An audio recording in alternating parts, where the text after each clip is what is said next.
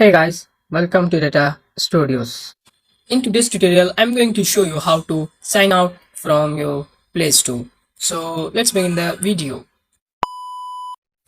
First of all, you need to go for Play Store, and here you need to go for your menu bar, and here you can see that there are no option for signing out, and here you can see at settings that there are no option for logging out from Play Store. So don't worry, there is a way.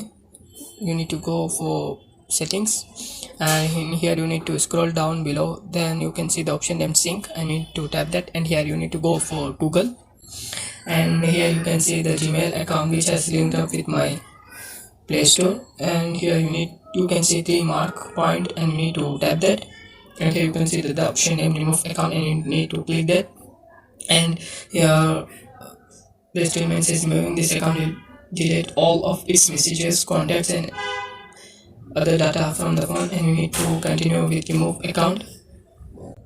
And here they're asking for device protection features will no longer work. I need to continue, and here my password, and here you can see that the account has easily deleted. I mean, it has easily signed out, as usual you can see. So that's it guys. If you guys like with this video, then subscribe to the channel, smash the like button, and don't forget to share it with your friends.